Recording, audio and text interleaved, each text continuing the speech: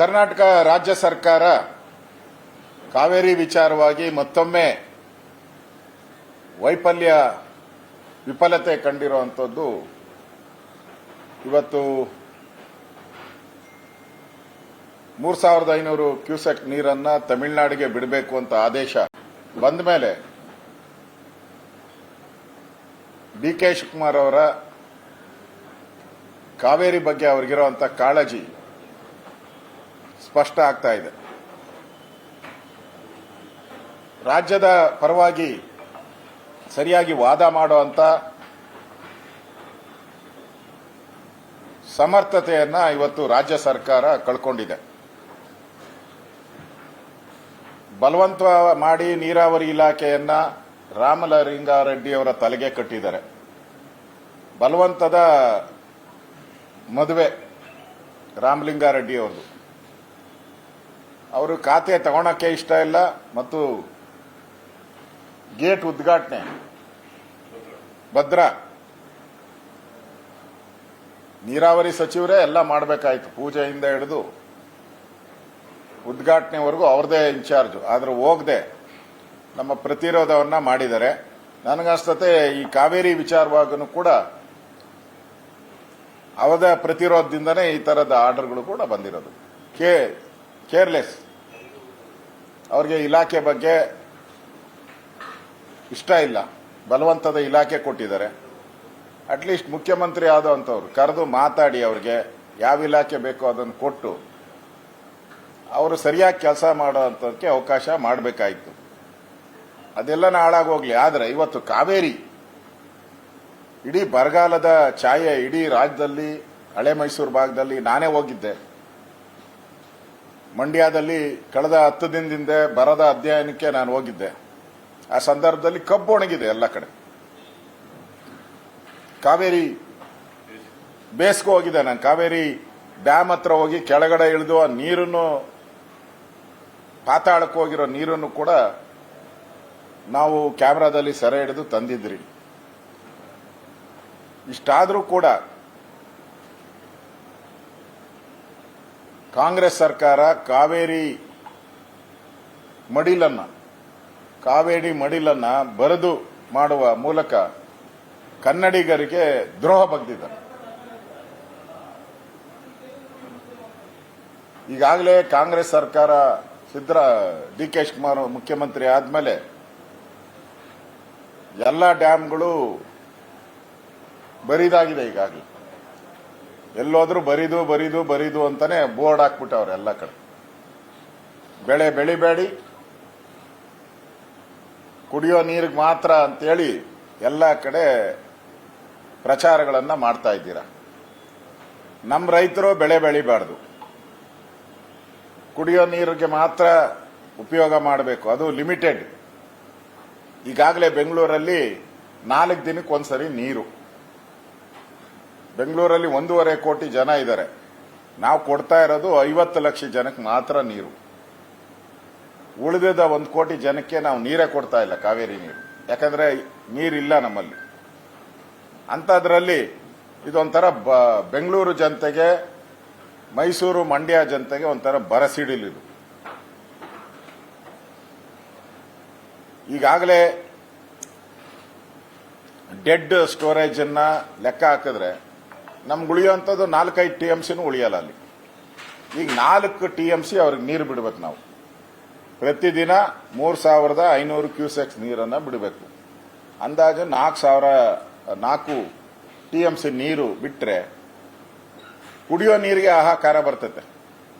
ಇದನ್ನ ಸರಿಯಾಗಿ ಪ್ರಾಧಿಕಾರಕ್ಕೆ ಮನದಟ್ಟು ಮಾಡಿಕೊಡೋದಲ್ಲಿ ಕರ್ನಾಟಕ ಸರ್ಕಾರ, ನೀರಾವರಿ ಮಂತ್ರಿಗಳು ವೈಫಲ್ಯ ಆಗಿದ್ದಾರೆ. ಇಷ್ಟ ಇಲ್ಲದ ಖಾತೆಯನ್ನ ಕೊಟ್ಟು, ಪಾಪ ಅವ್ರದ್ದೇನು ತಪ್ಪಿಲ್ಲ, ಇಷ್ಟ ಇಲ್ಲದ ಖಾತೆಯನ್ನ ಕೊಟ್ಟು ಇವತ್ತು ಕರ್ನಾಟಕದ ಹಳೆ ಮೈಸೂರು ಭಾಗದ ಜನರಿಗೆ ಒಂದು ರೀತಿ ಕಾಂಗ್ರೆಸ್ ಪಾರ್ಟಿ ದ್ರೋಹ ಬಗೆದಿದೆ. ಬಹಳ ಇಂಪಾರ್ಟೆಂಟ್. ಯಾಕೆ ಹಿಂಗ್ ಮಾಡ್ತಾ ಇದ್ದಾರೆ ಅಂದ್ರೆ, ತಮಿಳುನಾಡಲ್ಲಿರೋದು ಇಂಡಿ ಸರ್ಕಾರ, ಕಾಂಗ್ರೆಸ್ ಬೆಂಬಲಿತವಾದಂತ ಸರ್ಕಾರ. ಕೇಂದ್ರದ ಒತ್ತಡದಿಂದ ಏನೋ ಇರಬೇಕು, ನೀವು ಸ್ವಲ್ಪ ಲೀನಿಯನ್ಸ್ ಕೊಡಿ ಅಂತ ಅಲ್ಲಿ ಕಾಂಗ್ರೆಸ್ ಹೈಕಮಾಂಡ್ ಅನ್ನ ಮೆಚ್ಚಿಸಕ್ಕೋಸ್ಕರ ಇವತ್ತು ಕಾವೇರಿ ನೀರನ್ನ ತಮಿಳುನಾಡಿಗೆ ಬಿಡೋ ಮುಖಾಂತರ ಈಗಾಗಲೇ ಮಂಡ್ಯದಲ್ಲಿ ಬೀದಿಗಿಳಿದು ಹೋರಾಟವನ್ನ ಪ್ರಾರಂಭ ಮಾಡಿದ್ದಾರೆ.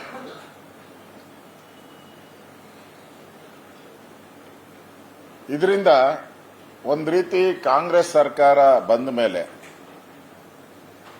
ಒಂದ್ ಕಡೆ ಬರ ಬಂದಿದೆ, ಇನ್ನೊಂದು ಕಡೆ ಎಲ್ಲ ಡ್ಯಾಮ್ಗಳು ಬರಿದಾಗಿದೆ. ಮತ್ತೆ ಪಕ್ಕದ ರಾಜ್ಯಕ್ಕೆ ನಮಗೆ ಇಲ್ಲಿ ಅನ್ನ ಸಾಂಬಾರು ಊಟ, ಪಕ್ಕದ ತಮಿಳುನಾಡಿಗೆ ಮೃಷ್ಟಾನ್ನ ಭೋಜನ, ಆ ಪರಿಸ್ಥಿತಿ ಇವತ್ತು. ಹೇಳ್ಬೇಕಾಯ್ತಲ್ಲ, ತಮಿಳುನಾಡಲ್ಲಿ ಇಷ್ಟು ನೀರಿದೆ, ಅವ್ರಿಗೆ ಕುಡಿಯೋಕೆ ಇಷ್ಟು ನೀರು ಎಕ್ಸಸ್ ಇದೆ, ನಮ್ ಕುಡಿಯೋಕ್ಕೂ ಇಲ್ಲಿ ಸಮಸ್ಯೆ ಅಂತ ಹೇಳ್ಬೇಕಾಗಿತ್ತು. ಇನ್ನು ಗ್ಯಾರಂಟಿ ಇಲ್ಲ, ಮಳೆ ಬರೋದು ಗ್ಯಾರಂಟಿ ಇಲ್ಲ, ಇನ್ನು 15 ದಿನ ಏನು ಗ್ಯಾರಂಟಿ ಇಲ್ಲ. ಆ ಒಂದು ಪರಿಜ್ಞಾನವಾಗಿದ್ದು ಕೂಡ ಒಳ್ಳೆಯ ಕಾನೂನು ತಜ್ಞರ ಜೊತೆ ಚರ್ಚೆ ಮಾಡಿ ಮುಖ್ಯಮಂತ್ರಿ ಡೆಲ್ಲಿಯಲ್ಲಿ ಹೋಗಿ ಮಂತ್ರಿಮಂಡಲ ರಚನೆ ಮಾಡಕ್ಕೆ 3 ಬಾರಿ ಹೋಗಿದ್ದಾರೆ, ಇದುವರೆಗೂ 3 ಬಾರಿ ಹೋಗಿದ್ದಾರೆ. ಆಮೇಲೆ ಜಿರಳೆ ಹೋರಾಟಕ್ಕೆ 1 ಬಾರಿ ಹೋಗಿದ್ದಾರೆ, ಜಿರಳೆ ಹೋರಾಟಕ್ಕೆ, ಕಾಕ್ರೋಚ್ ಹೋರಾಟಕ್ಕೆ ಹೋಗಿದ್ದಾರೆ.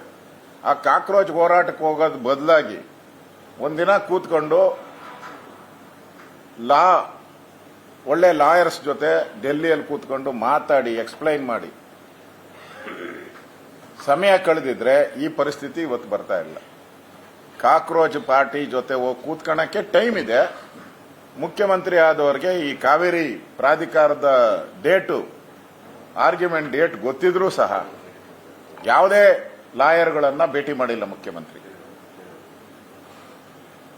ಇದು ವೈಫಲ್ಯ, ಈ ಸರ್ಕಾರದ ವೈಫಲ್ಯ. ಯಾವುದೇ ಲಾಯರ್ನ ಭೇಟಿ ಮಾಡಿಲ್ಲ, ಸಮಯ ಕೊಟ್ಟಿಲ್ಲ ಮುಖ್ಯಮಂತ್ರಿ. ಇವತ್ತೇನಾಗಿದೆ ಅದಕ್ಕೆ ನೇರವಾಗಿ ಮುಖ್ಯಮಂತ್ರಿಗಳೇ ಕಾರಣ. ಇದಕ್ಕೆ ಹಲವಾರು ಬಾರಿ ನಾನು ಎಚ್ಚರ ಮಾಡಿದ್ರೂ ಕೂಡ ಕಾವೇರಿ ನದಿ ಬರಿದಾಗಿದೆ ಅಂತ ನಾನೇ ಹೋಗಿ ಸ್ಥಳಕ್ಕೆ ಹೋಗಿದ್ದೆ, ಎಚ್ಚರಿಕೆ ಕೊಟ್ಟೆ ಸರ್ಕಾರಕ್ಕೆ 26ನೇ ತಾರೀಕು.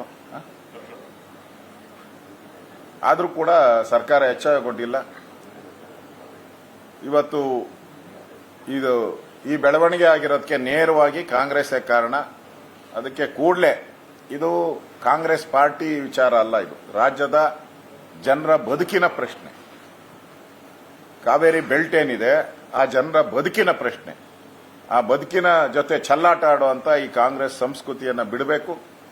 ಕೂಡಲೇ ಸರ್ವಪಕ್ಷದ ಸಭೆಯನ್ನ ಕರಿಬೇಕು, ಎಕ್ಸ್ಪ್ಲೈನ್ ಮಾಡಬೇಕು, ಯಾಕೆ ಫೇಲ್ ಆದ್ರಿ ಅನ್ನೋದನ್ನ ಎಕ್ಸ್ಪ್ಲೈನ್ ಮಾಡಬೇಕು. ಮುಂದೆ ಏನ್ ಕ್ರಮ ತೆಗೆದುಕೊಳ್ತೀರಿ ಅನ್ನೋದ್ರ ಬಗ್ಗೆನೂ ಕೂಡ ಆ ಸಭೆಯಲ್ಲಿ ಚರ್ಚೆ ಮಾಡಬೇಕು. ಕೂಡಲೇ ನೀರನ್ನ ಬಿಡದೆ ಪ್ರಾಧಿಕಾರದ ಮುಂದೆ ಮತ್ತೆ ಮನವಿ ಅಪೀಲ್ ಅನ್ನ ಕೂಡಲೇ ಹಾಕಬೇಕು ಅನ್ನೋ ಆಗ್ರಹವನ್ನ ಮಾಡ್ತೀನಿ. ಹಾಕಿಲ್ಲ ಅಂದ್ರೆ ನೀವು ತಮಿಳುನಾಡು ಜೊತೆ ಶಾಮೀಲಾಗಿದ್ದೀರಾ ಅಂತ ರಾಜ್ಯದ ಜನ ಅರ್ಥ ಮಾಡ್ಕೊಂತಾರೆ. ಅದರಿಂದ ಕೂಡಲೇ ಸರ್ವಪಕ್ಷದ ಸಭೆ ಕರೆದು ಚರ್ಚೆ ಮಾಡಬೇಕು. ಆ ಚರ್ಚೆಯಲ್ಲಿ ಏನ್ ಬರುತ್ತೋ ಅದ್ರ ಪ್ರಕಾರ ರಾಜ್ಯ ಈ ಮುಖ್ಯಮಂತ್ರಿ ನಡ್ಕೋಬೇಕು. ಇಲ್ಲ ಅಂದ್ರೆ ನಿಮ್ಮ ಒಳ ಒಪ್ಪಂದ ಏನಿದೆ ತಮಿಳುನಾಡು ಜೊತೆ ಅದು ಜಗಜ್ಜಾಹೀರಾತು, ಈಗಾಗಲೇ ಜಗಜ್ಜಾಹೀರಾತಾಗಿದೆ. ಈಗ ಬೇರೆ ಅವರು ಬೇರೆ ಇಲ್ಲಿ ಕರ್ನಾಟಕಕ್ಕೆ ಬರ್ತೀನಿ ಅಂತ ಹೇಳಿದ್ದಾರೆ. ಯಾರು? ಜೋಸಫ್ ಅವರು ಕೂಡ ಇಲ್ಲಿ ವಿಧಾನಸೌಧಕ್ಕೆ ಬರ್ತಾರಂತೆ. ಜೋಸಫ್ ಅವರು ಮುಖ್ಯಮಂತ್ರಿ ಆಗಸ್ಟ್ 3ಕ್ಕೆ ಮುಖ್ಯಮಂತ್ರಿ ಜೋಸಫ್ ಅವರು ಕೂಡ ಇಲ್ಲಿ ಬರ್ತಾ ಇದ್ದಾರೆ. ಅದರಿಂದ ಬಂದಾಗ ಸುಮ್ಮನೆ ಕಾಟಾಚಾರಕ್ಕೆ ಒಳಗಡೆ ಮಾತುಕತೆ ಆಗೋದು, ಆಚೆ ಬಂದು ತಮಿಳುನಾಡು ಪರವಾಗಿ ಅವ್ರು ಮಾತಾಡೋದು, ನೀವು ಮೌನ ವಹಿಸೋದು, ಇದನ್ನ ರಾಜ್ಯದ ಜನ ಗಮನಿಸ್ತಾ ಇದ್ದಾರೆ. ನನ್ಗಸ್ತತೆ ಅವ್ರು ಬರೋದ್ರಿಂದ ಏನು ಉಪಯೋಗ ಇವತ್ತು ಹೇಳಿದ್ದೀನಲ್ಲ, ಒಬ್ಬ ವಿರೋಧ ಪಕ್ಷ ನಾಯಕನಾಗಿ ಹೇಳಿದ್ದೀನಿ. ನೋಡಿ ಅವ್ರು ಬಂದು ಹೋದ್ಮೇಲೆ ಏನಾನ ಸಣ್ಣ ಒಂದು ಇಂಪ್ರೂವ್ಮೆಂಟ್ ಆಗಿದ್ರು ಹೇಳಿ. ನನಗೆ ಒಂದು ಸಣ್ಣ ಇಂಪ್ರೂವ್ಮೆಂಟು ಆಗಲ್ಲ. ನಾವು ಮೇಕೆದಾಟಿಗೆ ವಿರೋಧ ಅಂತಾರೆ. ಕಾವೇರಿ ಪ್ರಾಧಿಕಾರದ ಇದಕ್ಕೆ ನೀರು ಬಿಡುವಂತ ಸಂದರ್ಭದಲ್ಲಿ ತಮಿಳುನಾಡು ಪರ ಮಾತಾಡ್ತಾರೆ. ಪತ್ರಿಕೆಗಳಲ್ಲಿ ಮಾಧ್ಯಮದಲ್ಲಿ ಸಂಧಾನ ವಿಫಲವಾದಂತ ಸಂಧಾನ ಇಷ್ಟೇ ಬರೋದು. ನಾನೇ ಹೆಡ್ಲೈನ್ ಹೇಳ್ಬಿಟ್ಟಿದ್ದೀನಿ ಪತ್ರಿಕೆಯಲ್ಲಿ, ವಿಫಲವಾದಂತ ಸಂಧಾನ. ಎಲೆಕ್ಟ್ರಾನಿಕ್ ಮೀಡಿಯಾದಲ್ಲಿ ಕಳಚಿ ಬಿದ್ದ ಆಕಾಶ ಅಂತ ಏನಾನ ಬರ್ತೈತೆ ಅಷ್ಟೇ. ಅಷ್ಟು ಬಿಟ್ಟು ಇವರು ಬರೋದ್ರಿಂದ ಇದೊಂದು ನಾಟಕ. ಇವರಿಬ್ರು ಇಂಡಿ ಒಕ್ಕೂಟದಲ್ಲಿರೋರಂಥವ್ರು. ಅದರಿಂದ ದಮ್ ಬಿಟ್ಟು ಕೇಳೋಕ್ಕೆ ನಮ್ಮ ಮುಖ್ಯಮಂತ್ರಿಗೆ ಅಧಿಕಾರ ಇಲ್ಲ. ಯಾಕಂದ್ರೆ ಅಲ್ಲಿ ರಾಹುಲ್ ಗಾಂಧಿಯವರ ಒತ್ತಡ, ಅಲ್ಲಿನ ಸೋನಿಯಾ ಗಾಂಧಿಯವರ ರಿಮೋಟ್ ಕಂಟ್ರೋಲ್ ಇವೆಲ್ಲ ವರ್ಕೌಟ್ ಮಾಡಿದೆ. ನೀವು ಜನಕ್ಕೆ ತೋರ್ಸಕ್ಕೋಸ್ಕರ ನೀವು ಸಭೆ ಮಾಡಿ, ಆದರೆ ಹೊರಗಡೆ ನೀವು ಅದೇ ಸ್ಟ್ಯಾಂಡಿಗೆ ಬೈಂಡ್ ಆಗಿ ಅನ್ನೋದನ್ನ ಸ್ಪಷ್ಟವಾಗಿ ರಿಮೋಟ್ ಕಂಟ್ರೋಲ್ ಮಾಡ್ತಾ ಇರೋರು ಹೇಳ್ತಾರೆ. ಅದರಿಂದ ನನ್ಗನ್ಸ್ತತೆ ಈ ವೈಫಲ್ಯ ಇವತ್ತು ಕಾವೇರಿ ಪ್ರಾಧಿಕಾರ ಏನು ಒಂದು ರೀತಿ ಮರಣ ಶಾಸನವನ್ನ ಕರ್ನಾಟಕದ ಮೇಲೆ ಪ್ರಯೋಗ ಮಾಡಿದೆ, ಇದರ ವೈಫಲ್ಯವನ್ನ ಕಾಂಗ್ರೆಸ್ ಪಾರ್ಟಿ ಒಪ್ಕೊಬೇಕು. ಕಾಕ್ರೋಚ್ ಮೆರವಣಿಗೆಗೆ ಹೋಗೋಕ್ಕೆ ಟೈಮ್ ಇತ್ತು. ಕಾವೇರಿ ಪ್ರಾಧಿಕಾರದ ವಿಚಾರವಾಗಿ ಗಮನ ಹರಿಸಕ್ಕೆ ಮುಖ್ಯಮಂತ್ರಿಗಳಿಗೆ ಸಮಯ ಇಲ್ಲ ಅಂತ ಹೇಳಿ ಕರ್ನಾಟಕದ ಜನ ಈಗಾಗಲೇ ಮಾತಾಡ್ತಾ ಇದ್ದಾರೆ, ಎಲ್ಲ ಕಡೆ ಮಾತಾಡ್ತಾ ಇದ್ದಾರೆ. ಅದರಿಂದ ಇದು ಪೂರ್ತಿ ಕಾಂಗ್ರೆಸ್ಸಿನ ವೈಫಲ್ಯ ಅಂತ ರಾಜ್ಯದ ಜನ ಅರ್ಥ ಮಾಡಿಕೊಂಡಿದ್ದಾರೆ. ಕ್ರೈಸಿಸ್ ಟೈಮ್ ಸಂಕಷ್ಟ ಸಮಯದ ಯಾವುದೇ ನೀತಿಗಳಿಲ್ಲ, ಅದಕ್ಕೆ ಸಂಕಷ್ಟ ಪಾಲನೆಗೆ ಸಂಬಂಧಪಟ್ಟಂತೆ ಇದುವರೆಗೂ ಯಾವುದೇ ಸೂತ್ರಗಳಿಲ್ಲ. ನೀವಿದ್ದಾಗಲೂ ಕೂಡ ಇದು ಸಮಸ್ಯೆ ಆಗಿತ್ತು, ಆದರೂ ಕೂಡ ಕೋರ್ಟ್ಗಳು ಸಾಕಷ್ಟು ಅಥವಾ ಪ್ರಾಧಿಕಾರಗಳು ಸಾಕಷ್ಟು ಆದೇಶವನ್ನ ನೀಡಿ ಈ ಸಂಕಷ್ಟ ಸೂತ್ರದ ಬಗ್ಗೆ ಏನಿದೆ ಸರ್ ವಿಪಕ್ಷವಾಗಿ? ಬೇರೆ ನೀವು ಇದ್ದೀರಿ, ಎದುರ್ಕೊಂಡು ಬಂದ್ರೆ ನಿಮ್ಮ ಸರ್ಕಾರ ಇದೆ. ಈ ಒಂದು ಸಂದರ್ಭ ಸಂಕಷ್ಟ ಸೂತ್ರಕ್ಕೆ ಯಾವುದೇ ರೀತಿಯಾದ ಒಂದು ಸರಿಯಾದಂತಹ ಪಾಲಿಸಬೇಕು ಅಂತ ಈಗಾಗಲೇ ಕೇಂದ್ರ ಸರ್ಕಾರ ಕಾವೇರಿ ವಿಚಾರವಾಗಿ, ಮೇಕೆದಾಟು ವಿಚಾರವಾಗಿ ಮೊನ್ನೆ ಪಾರ್ಲಿಮೆಂಟ್ ಅಲ್ಲೇ ಸ್ಪಷ್ಟವಾಗಿ ಹೇಳ್ಬಿಟ್ಟಿದ್ದಾರೆ. ಕರ್ನಾಟಕ ಏನ್ ಬೇಕಾದ್ರೂ ಮಾಡಬಹುದು, ತಡೆ ಮಾಡಂಗಿಲ್ಲ ಅಂತ ಹೇಳಿದ್ದಾರೆ. ಇಷ್ಟು ಹೇಳಿದ ಮೇಲೂ ಕೂಡ ನಮ್ಮ ಮುಖ್ಯಮಂತ್ರಿ ಜೋಸೆಫ್ ಜೊತೆ ಸಂಧಾನಕ್ಕೆ ಕರೆದಿದ್ದಾರಪ್ಪ. ಕೇಂದ್ರ ಸರ್ಕಾರ ಆಯ್ತು, ಕ್ಲಿಯರ್ ಆಯ್ತು, ಗ್ರೀನ್ ಸಿಗ್ನಲ್ ಕೊಟ್ಟಿದ್ದಾರೆ. ಇಷ್ಟಾದ್ಮೇಲೂ ಕೂಡ ಅವ್ರನ್ನೇ ಕರಿಬೇಕಾಯ್ತು ಮೇಕೆದಾಟು ವಿಚಾರವಾಗಿ. ಕ್ಯಾನ್ಸಲ್ ಮಾಡಿ, ಈಗ ಹಂಗಾರೆ ಕ್ಯಾನ್ಸಲ್ ಮಾಡಿ. ಬಂದ ಆ ಮನುಷ್ಯ ಇಲ್ಲೇನು ಕಡ್ಡಿ ಅಳ್ಳಾಡ್ಸೋದೇನು ಬೇಡ. ಆ ಮನುಷ್ಯ ಕ್ಯಾನ್ಸಲ್ ಮಾಡಿ. ಇಲ್ಲಿ ಬಂದು ನಾನು ಮೇಕೆದಾಟಿಗೆ ವಿರೋಧ ಅಂತ ಹೇಳ್ಬಿಟ್ಟು ಆಚೆ ಹೋಗೋಕೆ ನಾವು ಕಾಯ್ಬೇಕಾ? ವಿಧಾನಸೌಧದಲ್ಲಿ ಬಂದು ಕ್ಯಾನ್ಸಲ್ ಮಾಡಿ. ಬಂದು ಅವರು ಕೇಂದ್ರ ಸರ್ಕಾರ ಹೇಳಿದೆ ನಾನು ಒಪ್ಪಿದ್ದೀನಿ ಅಂತ ಹೇಳಂಗಿದ್ರೆ ಅವ್ರನ್ನ ಕರೀರಿ, ಇನ್ವಿಟೇಷನ್ ಮಾಡಿ, ಬೊಕ್ಕೆ ಕೊಡಿ, ರೆಡ್ ಕಾರ್ಪೆಟ್ ಹಾಕಿ ಅವ್ರನ್ನ ಕರೀರಿ. ಇಲ್ಲಿ ಬಂದು ರೆಡ್ ಕಾರ್ಪೆಟ್ ಎಲ್ಲ ಯೂಸ್ ಮಾಡ್ಕೊಂಡು ಇಲ್ಲಿ ನಾವು ಮೇಕೆದಾಟಿಗೆ ವಿರೋಧ ಅನ್ನಂಗಿದ್ರೆ ಯಾಕೆ ಕರೆದು ಇನ್ನೊಂದು ಚಿಮಾರಿ ಹಾಸ್ಕೊಂತೀರಾ? ಯಾರು ಇಲ್ಲೂ ಬಂದು ಅದನ್ನೇ ತಾನೇ ಹೇಳೋದವ್ ಮನುಷ್ಯ. ಇಲ್ಲಿ ಯಾಕೆ ಕರೆದು ಬಕ್ಕೆ ಕೊಡ್ತೀರಾ, ಬಿರಿಯಾನಿ ಕೊಡಿಸ್ತೀರಾ ಅವ್ರಿಗೆ, ಜೋಸೆಫ್ ಅವ್ರಿಗೆ? ಇದು ಮೇಕೆದಾಟು ಮಾತಾಡ್ತಿರೋದು ನಾನು ಕೇಳ್ತಾ ಸರ್, ನೀರು ಕೊಡೋದಕ್ಕೆ ಸಂಕಷ್ಟ ಕಾಲದಲ್ಲಿ ಸಂಕಷ್ಟ ಸೂತ್ರ ಅನ್ನೋದು ಇಲ್ಲ. ಇದುವರೆಗೂ ಕೂಡ ಪ್ರಾಧಿಕಾರ ಅದಕ್ಕೆ ಯಾವುದೇ ರೀತಿಯಂತ ಆದೇಶಗಳನ್ನು ಕೊಟ್ಟಿಲ್ಲ. ಹೀಗಾಗಿ ಈ ಸರ್ಕಾರದಲ್ಲಿದ್ದರೂ ಕೂಡ ಅವ್ರು ಹೇಳಿ ಪಾಲಿಸಲೇಬೇಕಾಗ್ತಾ ಇದೆ. ಈ ಸಂಕಷ್ಟ ಸೂತ್ರ ಇಲ್ದಿರೋದೇ ಇದೆಲ್ಲ ಸಮಸ್ಯೆ ಆಗಿರುವಂತ. ಸಂಕಷ್ಟ ಸೂತ್ರ ಇಲ್ದಾಗ ನಮ್ಮ ವಾದ ಏನಿದೆಯಲ್ಲ, ವಾದನೇ ಅಲ್ಲಿ ಸೂತ್ರ ಆಗೋದು. ನಾವು ಸರಿಯಾಗಿ ವಾದ ಮಾಡಿದ್ರೆ, ಈಗ ನಮ್ದೇನ್ ಪರಿಸ್ಥಿತಿ, ಬರಗಾಲ ಇದೆ, ನೀರಿನ ಪ್ರಮಾಣ ಏನು, ಬೆಂಗಳೂರಿಗೆ ಎಷ್ಟು ನೀರು ಕೊಡಬೇಕು, ಮೈಸೂರಿಗೆ ಎಷ್ಟು ನೀರು ಕೊಡಬೇಕು, ಎಷ್ಟು ದಿನ ಆಗುತ್ತೆ, ಡೆಟ್ ಸ್ಟೋರೇಜ್ ಎಷ್ಟು ಇರಬೇಕು, ಇವೆಲ್ಲವನ್ನ ಎಕ್ಸ್ಪ್ಲೈನ್ ಮಾಡಿ ವಾದ ಸರಿಯಾಗಿ ಮಂಡನೆ ಮಾಡಿದ್ರೆ ಈ ಪರಿಸ್ಥಿತಿ, ಈ ತೀರ್ಮಾನ ಬರ್ತಾನೆ ಇರಲಿಲ್ಲ.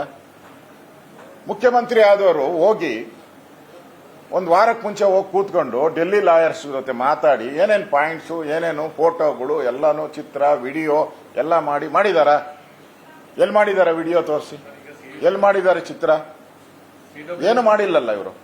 ಸಿಡಬ್ಲ್ಯೂಎಂಇ ಬೇಡ ಅಂತ ಹೇಳಿ ಸಿಡಬ್ಲ್ಯೂಆರ್ಸಿ ಈಗ ಕೊಡಿ ಅಂತ ಹೇಳಿದೆ. ಅಂದ್ರೆ ಸಿಡಬ್ಲ್ಯೂಎಂಇ ಕುಡಿಯೋದಕ್ಕೆ ರಿಸರ್ವ್ ಇಟ್ಕೊಳ್ಳಿ ಅಂತ ಹೇಳಿದ್ದಾರೆ. ಸಿಡಬ್ಲ್ಯೂಆರ್ಸಿ ಹಂಚಿಕೆ ಮಾಡ್ತಾ ಇದೆ. ಈಗ ಮೊನ್ನೆ ಅದು ಸ್ಟೇ ಕೊಟ್ಟು ಮುಂದೂಡ್ದಿದ್ದರಷ್ಟೇ, ಇವತ್ತು ಆರ್ಡರ್ ಮಾಡಿಬಿಟ್ಟಿದಾರಲ್ಲ. ಆ ಸ್ಟೇ ಕೊಟ್ಟ ಪೀರಿಯಡ್ ಅಲ್ಲಿ ನಮ್ಮ ವಾದ ಮಂಡನೆ ಮಾಡಕ್ಕೆ ಮುಖ್ಯಮಂತ್ರಿಗಳು ಎಲ್ಲಿ ಸಭೆ ಮಾಡಿದ್ದಾರೆ?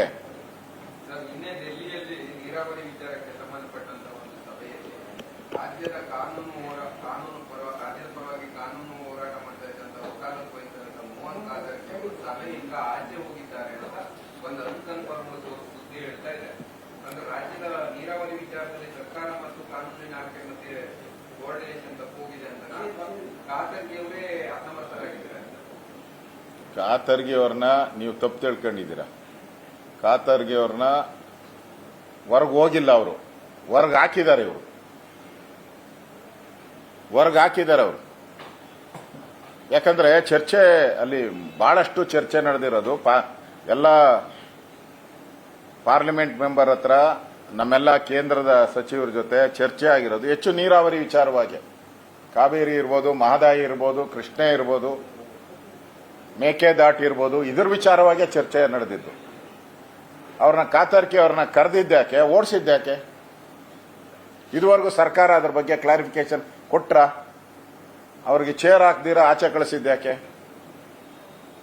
ಈ ವಿಚಾರವಾಗಿ ಬಗ್ಗೆ ಅವರು ಪ್ರೆಸೆಂಟೇಷನ್ ಏನು ಮಾಡಿಲ್ಲ ಅಂದ್ರೆ ಯಾಕೆ ಕರೆದ್ರಿ? ಅವ್ರನ್ನ ಕರೆದಿದ್ಯಾಕೆ? ಅವ್ರನ್ನ ಕರೆದು ಅವಮಾನ ಮಾಡಿದ್ರಿ.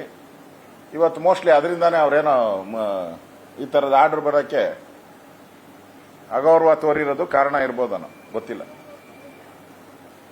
ಓಕೆ, ನೆಕ್ಸ್ಟ್ ಇದು ಈಗ ಮೇಕೆದಾಟು ಯೋಜನೆಗೆ ಕೇಂದ್ರ ಸರ್ಕಾರ ಗ್ರೀನ್ ಸಿಗ್ನಲ್ ಅನ್ನ ಕೊಟ್ಟಿದೆ.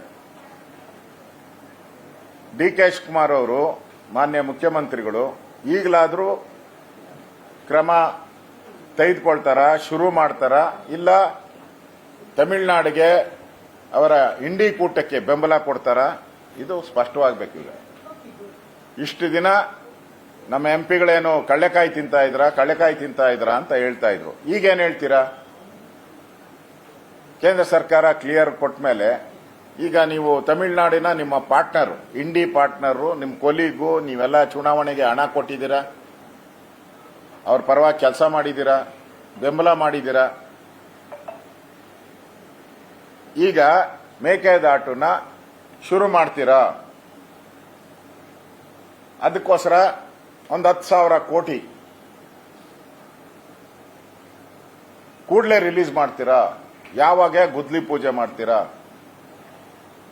ನಮ್ಮ ನೀರು ನಮ್ಮ ಹಕ್ಕು. ಏನು ಓಡಾಡಿದ್ದೆ ತಟ್ಟಾಡ್ಕೊಂಡಲ್ಲ, ಸರಿಯಾಗಿ ಓಡಾಡಿದ್ದೆ. ಇಷ್ಟಾದ್ಮೇಲೂ ಮೇಕೆ ದಾಟ್ತದೆ ಸರ್. ಮತ್ತೆ ನಮ್ಮ ಹಕ್ಕು ನಮ್ಮ ನೀರು ಎಲ್ಲೋಯ್ತು? ಈಗ ತಮಿಳುನಾಡು ಕಡೆ ಹೋಯ್ತಾ? ಕೇಂದ್ರ ಸರ್ಕಾರ ಪಾರ್ಲಿಮೆಂಟ್ ಅಲ್ಲಿ ಹೇಳಿಕೆ ಬಂದ ತಕ್ಷಣ ಎದ್ನೋ ಬಿದ್ನೋ ಅಂತ ಹೋಗಿ ಅಲ್ಲಿ ಗುದ್ಲಿ ಪೂಜೆ ಶುರು ಮಾಡಬೇಕಾಯ್ತು. ಮಾಡಿದ್ದೀರಾ? ಮಾಡಿಲ್ಲ. ಅಂದ್ರೆ ನೀವು ಪಾದಯಾತ್ರೆ ಮಾಡಿದ್ದು ಬೂಟಾಟಿಕೆ, ಚುನಾವಣೆಗೋಸ್ಕರ ಪಾದಯಾತ್ರೆ ಅಷ್ಟೇ. ಚುನಾವಣೆ ಬಂದಾಗೆಲ್ಲ ಈ ತರದ ಘೋಷಣೆಗಳನ್ನ ಮಾಡಿ ಜನರಿಗೆ ಒಂದು ರೀತಿ ಮಂಕುಬೂದಿ ಎರಚುವಂತ ಪ್ರಯತ್ನವನ್ನ ಮಾಡಿದ್ರೆ ಇನ್ನು ಮುಂದೆ ನಡೆಯಲ್ಲ ಅದೆಲ್ಲ. ಈಗಾಗಲೇ ಬಿಡದಿ ಹೋರಾಟದಲ್ಲಿ ಸರ್ಕಾರ ರೈತ ವಿರೋಧಿ ಅಂತ ಆಗಿದೆ. ಕಸದ 39,000 ಕೋಟಿ ಟೆಂಡರ್ ಮಾಡಿ 60 ವರ್ಷಕ್ಕೆ ಟೆಂಡರ್ ಕೊಟ್ಟು ನೀವಿರೋದೇ 2 ವರ್ಷ ಕೊಟ್ಟು ಬೆಂಗಳೂರು ಪಾಲಿನ ಜನಗಳಿಗೆ ದ್ರೋಹ ಬಗ್ದಿದ್ದೀರಾ. ಯಾವುದನ್ನ? ಪಕ್ಕ ಕಸನೆಲ್ಲ ತೆಗೆದಾಕ್ಬಿಡ್ತೀರಿ. ಕಾಂಗ್ರೆಸ್ ಕಸ ಏನೇನು ಹಾಕಿದೆ ಎಲ್ಲ ತೆಗೆದು ಬಿಡ್ತೀರಿ. ಹಾ, ಅಲ್ಲ ರೀ, ನಿಮ್ಗಿರೋದೇ ಅವಧಿ ಇನ್ನ 1.5 ವರ್ಷ. ನೀವು 30 + 30 ವರ್ಷ ಯಾವುದೋ ಪತ್ರಿಕೆಯಲ್ಲಿ ಬರೆದಿತ್ತು, ಬಿರಿ 30 ಅಂತ, 30 + 30 ಅಂತ ಇದೆ ಅದರಲ್ಲಿ ಕ್ಲಿಯರ್ ಆಗಿ. 60 ವರ್ಷ. ಈ ಕಸದಲ್ಲೂ ರಸ ಮಾಡ್ಕೊಂಡು ದುಡ್ಡು ಮಾಡಿ ಡೆಲ್ಲಿ ಕಳಿಸೋ ಅಂತ ಒಂದು ಕಂಪನಿ ನಾನು ಬಿಡುಗಡೆ ಮಾಡ್ತೀನಿ. ಅದದ್ದು ಇನ್ನ ಕೆಲವೇ ದಿನದಲ್ಲಿ ಇನ್ನೊಂದು ಪ್ರೆಸ್ ಮೀಟ್ ಮಾಡ್ತೀನಿ ಅದರದ್ದು. ಆ ಟೆಂಡರ್ ತಗೊಂಡಿರೋ ವ್ಯಕ್ತಿ ಪ್ರಪಂಚದಲ್ಲಿ ಎಷ್ಟೆಷ್ಟು ದೇಶಗಳಿದೆ ಅಷ್ಟು ದೇಶದಲ್ಲಿ ಆ ಮನುಷ್ಯ ಬ್ಲಾಕು, ಡಾರ್ಕು, ಟರ್ಮಿನೇಷನ್ ಎಲ್ಲ ಆಗಿರೋದನ್ನು ಬಿಡುಗಡೆ ಮಾಡ್ತೀನಿ ಇಷ್ಟ. ಬಂದಿದ್ರು ಓಡಿಸಿದಿರಿ ನಾವು. ಕೊಟ್ಟಿದ್ರಲ್ಲ ನಮ್ಮ ಮೇಲೆ ಕೇಸ್ ಹಾಕಿದ್ದಾರೆ, ಅದು ಈಗ ಕೋರ್ಟಲ್ಲಿ ನಡೀತೈತೆ. ಅಷ್ಟೇ. ಇದರದ್ದು ಇನ್ಯಾವುದು ಇನ್ನೊಂದು ಯಾವುದು? ಬರ ಅಧ್ಯಯನ ಹೋಗ್ತಿದ್ದಾರೆ ನಾಳೆಯಿಂದ. ನಾಳೆ ನಾನು ಬರಕ್ಕೆ ಸಂಬಂಧಪಟ್ಟಂತೆ ಚಿತ್ರದುರ್ಗ, ದಾವಣಗೆರೆ, ಬಳ್ಳಾರಿ, ವಿಜಯನಗರ ಜಿಲ್ಲೆಗಳಿಗೆ ಬರದ ಅಧ್ಯಯನಕ್ಕೋಸ್ಕರ ಹೋಗ್ತಾ ಇದ್ದೀರಿ. ಈಗಾಗಲೇ ಅಲ್ಲಿ ಜಿಲ್ಲಾಧಿಕಾರಿಗಳಿಗೆ ಎಲ್ಲರಿಗೂ ಮೆಸೇಜ್ ಕೊಟ್ಟಿದ್ದೀನಿ. ಎಲ್ಲೆಲ್ಲಿ ಬರ ಬಂದಿದೆಯೋ ಆ ಸ್ಥಳಗಳನ್ನು ವೀಕ್ಷಣೆ ಮಾಡ್ತೀನಿ, ಅಲ್ಲಿ ಅಧಿಕಾರಿಗಳ ಜೊತೆ ಚರ್ಚೆ ಮಾಡ್ತೀನಿ. ಇವತ್ತು ಸರ್ಕಾರಕ್ಕೆ ಈ ವರದಿ ಬಂದ ಮೇಲೆ ಸರ್ಕಾರಕ್ಕೂ ಕೂಡ ರಿಪೋರ್ಟ್ ಮಾಡ್ತೀನಿ. ನಾನು ಆಗ್ರಹ ಮಾಡಿದ್ದೀನಿ ಈಗಾಗಲೇ ಬರಕ್ಕೆ ಸಂಬಂಧಪಟ್ಟಂತೆ ಕೂಡಲೇ ಬರ ಘೋಷಣೆ ಮಾಡಿ ಹಣ ಬಿಡುಗಡೆ ಮಾಡಿ. ದುಡ್ಡಿದ್ರೆ ಹಣ ಬಿಡುಗಡೆ ಮಾಡಿ, ಪಾಪರಾಗಿದ್ರೆ ಬರ ಅಂತ ಘೋಷಣೆ ಮಾಡಬೇಡಿ. ಕೆಪಿಎಸ್ಸಿ ಸರ್ ಈಗ ತಾವು ಸಿಬಿಐ ತನಿಖೆ ಆಗಬೇಕು ಅಂತ ಹೇಳಿದ್ವಿ, ಆದ್ರೆ ಈಗ ಸಿಐಡಿ ಕೊಟ್ಟಿದ್ದಾರೆ. ನಮ್ಮ ಹೋರಾಟಕ್ಕೆ ಅರ್ಧ ಜಯ ಸಿಕ್ಕಿದೆ. ನಾವು ಸಿಬಿಐ ತನಿಖೆ ಅಂದ್ರಿ, ಅವರು ಸಿಐಡಿ ತನಿಖೆ ಕೊಟ್ಟಿದ್ದಾರೆ. ಈಗಾಗಲೇ ಸಿಐಡಿ ಹೋಗಿರೋವೆಲ್ಲ ಕೂಡ ಈ 11 ಜನ ಸತ್ರಲ್ಲ, ಕೆಎಸ್ಸಿ IPL ಅದೇನು ಪ್ರಾರಂಭದಲ್ಲಿ ಏನು ಉತ್ತರನ ಪೌರುಷ ಕಮಿಷನರ್ ಸಸ್ಪೆಂಡ್ ಮಾಡು, ಅವನ್ ಸಸ್ಪೆಂಡ್ ಮಾಡು, ಇವ್ರನ್ನ ಸಸ್ಪೆಂಡ್ ಮಾಡು. ಈಗ ಏನ್ ಕೊಟ್ರು? ಎಲ್ಲ ಅವ್ರದ್ದೇನು ತಪ್ಪಿಲ್ಲಂತೆ. ಸತ್ತಿದ್ಯಾಕೆ 11 ಜನ ಮತ್ತೆ ತಪ್ಪಿಲ್ಲ ಅಂದ್ರೆ? ನಾನು ಯೋಚನೆ ಮಾಡ್ತಾ ಇದ್ದೀನಿ, ಆ ವರದಿನ ತಗೊಂಡು ನಾನೇ KSCIಗೆ ಹೋಗ್ತೀನಿ. ನಾನು ಆ ವರದಿ ನನ್ನ ಕೈಗೆ ಸಿಕ್ಕಿಲ್ಲ ಇನ್ನ. ನಾನೇ ತಗೊಂಡೋಗಿ ಯಾರು 11 ಜನ ಹುತಾತ್ಮರಾಗಿದ್ದಾರೋ ಅವ್ರಿಗೊಂದು ಶ್ರದ್ಧಾಂಜಲಿನಾದ್ರೂ ಮಾಡಿ ಅಲ್ಲೇ ಈ ಪ್ರತಿನೂ ಸುಟ್ಟಾಕ್ಬಿಟ್ಟು ಬರ್ತೀನಿ. ನಾನು ಅದನ್ನು ತಗೊಂತಾ ಇದ್ದೀನಿ. ಪ್ರತಿ ಸಿಕ್ಕಿದ ತಕ್ಷಣ ನಾನೇ KSCI ಹತ್ರ ಹೋಗ್ತೀನಿ. ಅಲ್ಲಿ ಈ ಕ್ಲೀನ್ ಚಿಟ್ 11 ಜನರ ಸಾವಿಗೆ ಯಾರು ಕಾರಣರಲ್ಲ ಅಂತ ಬಂದಿರೋ ರಿಪೋರ್ಟ್. ಅದಕ್ಕೆ ಸಾವಿಗೆ ಕಾರಣ ಯಾರು ಅನ್ನೋದನ್ನ ಹುಡುಕ್ಬೇಕಲ್ಲ. ಅದಕ್ಕೆ ಅಲ್ಲೇ ಸುಟ್ಟು ಬರ್ತೀನಿ. ಅದನ್ನು ಈ ಸರ್ ಏನ್ ಗೋಳು ಬರ್ತಾ ಇದೆ, ನಮ್ಗೇನೋ ನ್ಯಾಯ ಸಿಗ್ತತೆ ಸತ್ತಿದ್ಕೆ ಅಂತೇಳಿ.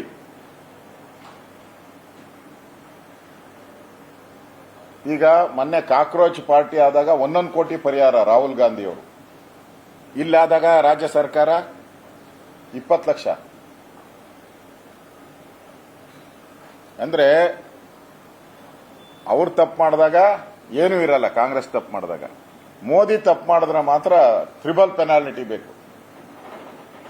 ಅದರಿಂದ ಆ ವಿಚಾರನೂ ಕೂಡ ವಿಧಾನಸಭೆಯಲ್ಲಿ ನಾನು ಸುಮಾರು 2.5 ಗಂಟೆ ಮಾತಾಡಿದ್ದೆ. ಇದ್ರ ಬಗ್ಗೆ ಅಧಿಕಾರಿಗಳನ್ನ ಸಸ್ಪೆಂಡ್ ಆಯಿತು, ತನಿಖೆಗೆ ಆಗ್ರಹ ಮಾಡಿದ್ರು. ಆದರೆ ಕೊನೆಯಲ್ಲಿ ಇದನ್ನ ಮುಚ್ಚಾಕಿ ಜನಗಳಿಗೆ ದ್ರೋಹ ಬಗೆದಿದೆ ಅನ್ನೋದು ರಾಜ್ಯ ಜನತೆಗೆ ತಿಳಿಬೇಕಾಗಿದೆ. ಆ ದೃಷ್ಟಿಯಿಂದ ಅದನ್ನು ಕೂಡ ನಾನು ತಗೊಂತೀನಿ ಓಟ್ ಹಾಕಿ.